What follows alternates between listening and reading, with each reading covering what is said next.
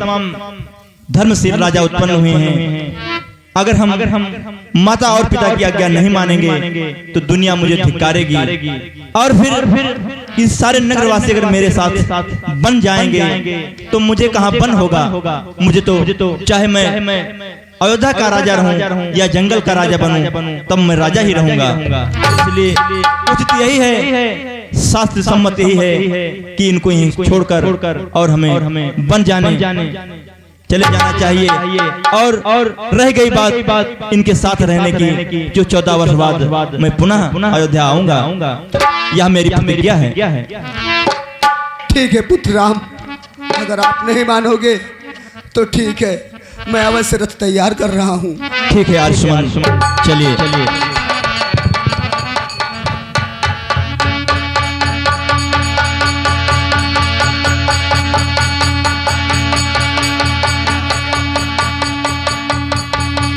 और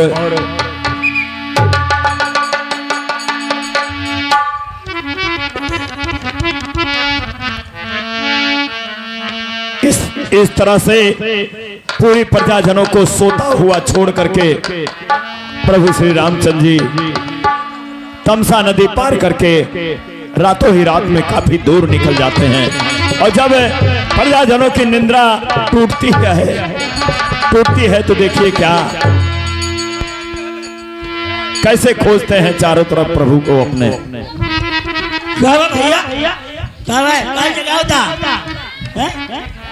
कहाँ जगह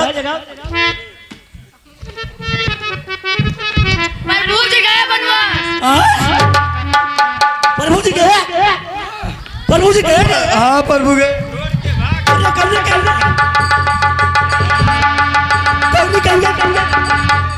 भैया अरे यही देख अंदर अरे रास्ता से जल्दी तो चल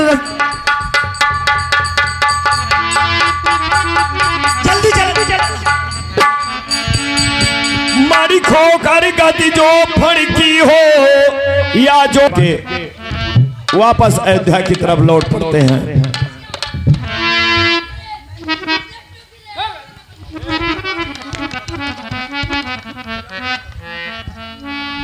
हे आर्य सुमंत, कहो पुत्र राम।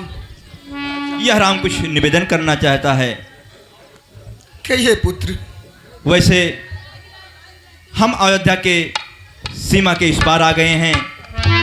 अब मेरा विचार है कि आप यहीं से वापस अयोध्या चले जाएं और मैं माँ गंगा को पार होकर अपने वन का समय व्यतीत करूंगा।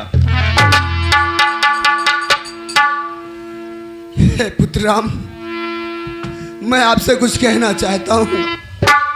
कहिए आर्य सुमंत, क्या कहना चाहते हैं?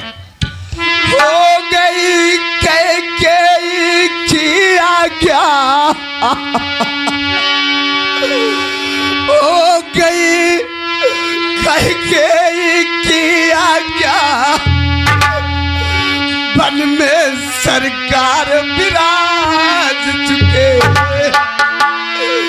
बहुत तेरे हृदय गगन पे वरदानों के घन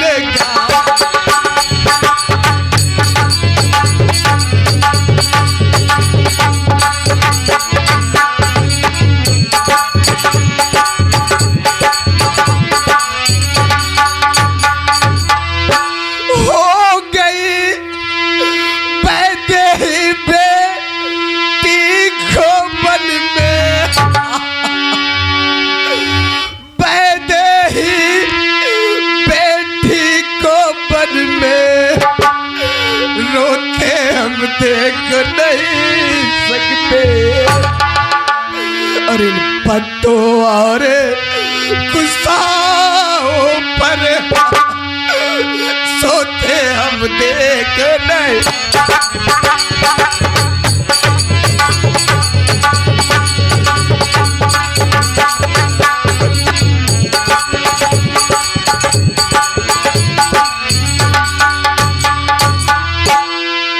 हे पुत्र राम, अब तो माता कैकेयी की आज्ञा भी हो गई है और आप वन में भी विराज चुके हैं। आप वापस अवध को चले राम, आप वापस अवध को चले राम। हे आर्यसुमत, आप तो धर्म के ज्ञाता हैं, फिर भी आप ऐसे वचन क्यों कह रहे हैं? माना कि माता कैकेयी की आज्ञा पूरी हो गई, लेकिन मेरे पिता धर्म संकट में हैं। उन्होंने मुझे 14 वर्षों के लिए वनवास दिया है। माना कि मैं उनके प्रेम में अयोध्या वापस चलूं, लेकिन मुझे दुनिया धिक्कारेगी। समाज आने वाली पीढ़ी दर पीढ़ी यही कहेगी कि राम ने अपने पिता का वचन नहीं स्वीकार किया। राज के मद में अयोध्या पुनः वापस चले आए। इसलिए हे आर्यसुमंत, मुझे आप विवश न करें और मुझे वन जाने की आज्ञा दें। ठीक है पुत्र राम, अगर आप नहीं मानते हैं तो आपकी जैसी इच्छा। ठीक है आर्यसुमंत, अब मुझे जाने की अनुमति दें।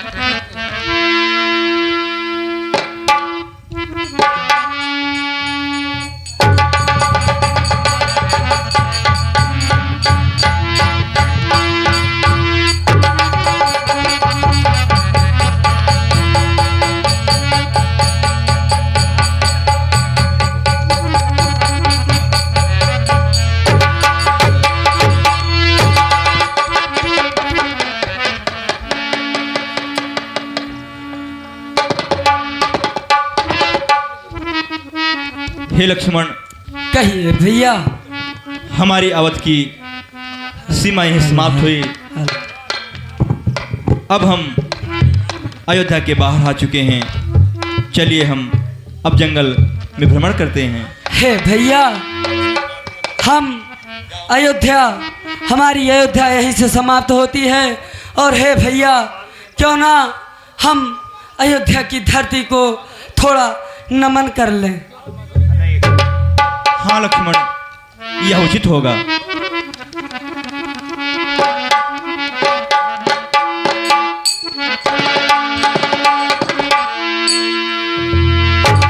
हम जाए यहाँ से दूर कहीं, रघुकुल की रीति निभाने को। ए अवधिपुरी हम झुकते हैं, तेरी माटी शीश लगाने को। हम जाए, हम जाए,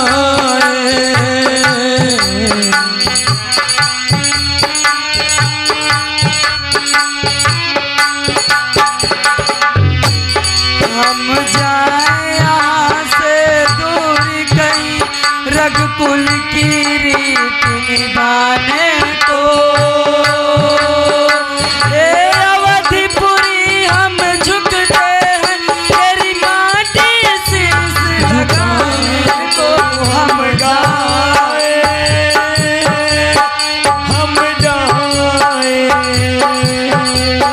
हम जाए दूर कहीं, रघुकुल की रीति निभाने को। हे अवधिपुरी हम झुकते हैं, तेरी माटी शीश लगाने को। हम जाए, हम जाए, हम जाए, हम जाए।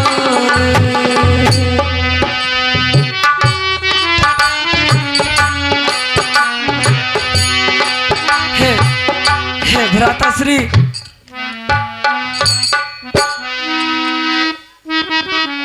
हे भैया, हाँ लक्ष्मण, हम अयोध्या के माटी को प्रणाम कर लिए। और हे भैया, चलिए हम आगे की तरफ प्रस्थान करते हैं। हाँ लक्ष्मण, मैं अयोध्या माता से अंतिम विदाई लेकर वन के लिए प्रस्थान करता हूँ। चलिए।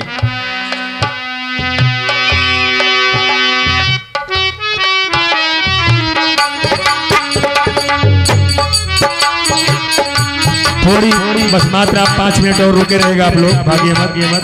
सुमंत्र भगवान राम लक्ष्मण और सीता को छोड़कर गंगा तट से वापस आ रहे हैं और देखिए अयोध्या पहुंचते ही उनको अंधेरा हो गया। किस तरह से महाराज दशरथ के पास जाते हैं, आइए देखते हैं।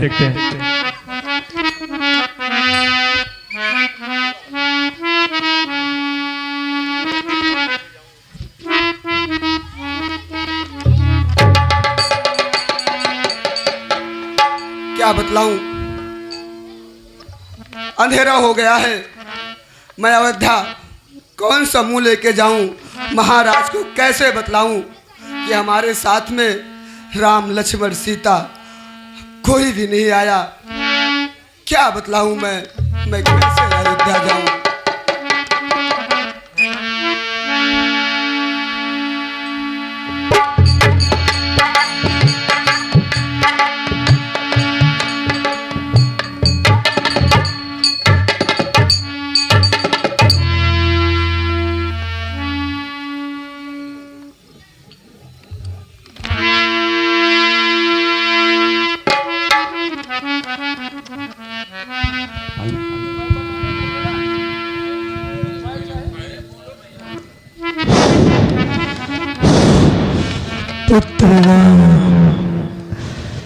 पुत्र राम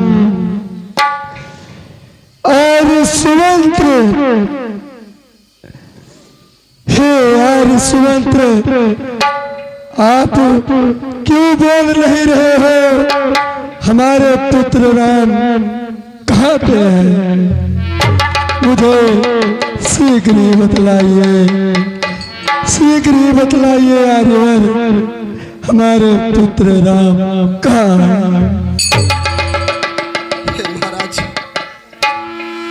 मैं बोला विसार नौका पर राम सवार हुए नौका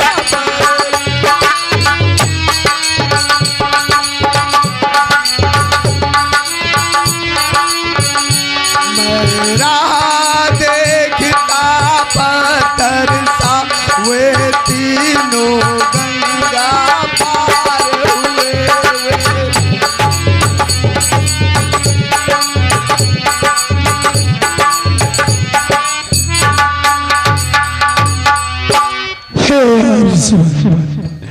इसका मतलब उन्होंने सुरतर तीर को पार कर चुके और आप उनको ला भी नहीं सके। ठीक है, उसमें आपकी गलती नहीं है, जो कुछ गलती है सब हमारी है। हे प्रिय कौशल्य, तुमको मालूम होना चाहिए कि मैं सत्यवेद बाण चलाने में बहुत निपुण था और दुष्ट याद भी मुझे दिखाई दे रही है कि एक बार मैं सरजू के किनारे आंखें ढक कर रहा था और वहाँ श्रवण पानी लेने को गया था और श्रवण को मैं मिर्गा समझ के शब्द वेद बाल उसके ऊपर चला दिया और वही वो खत्म हो गया। परंतु हे कौशल्य, क्या बताऊं, पानी लेकर जब गया मैं श्रवण के माता पिता के पास तो उन्होंने मुझे बहुत दर्दनाक श्राप दे दिया। और श्राप मुझे आज भी दिखाई दे रहा है कि हे राजा दशरथ, जैसे मैं पुत्र के वियोग में तड़प तड़प कर मर रही हूँ, वैसे तुम भी एक दिन अपने पुत्रों के लिए तड़प तड़प के मरोगे और कोई भी पुत्र आपके पास नहीं होगा। वो दिन मुझे आज ही दिखाई दे रहा है। कौशल्य, कौशल्य, ओ देखो श्राप दे रही है। बेटा राम, बेटा राम, बेटा राम राम कही राम राम कही राम राम राम कही राम कही राम गयो सुरधाम राम गया सुरधाम।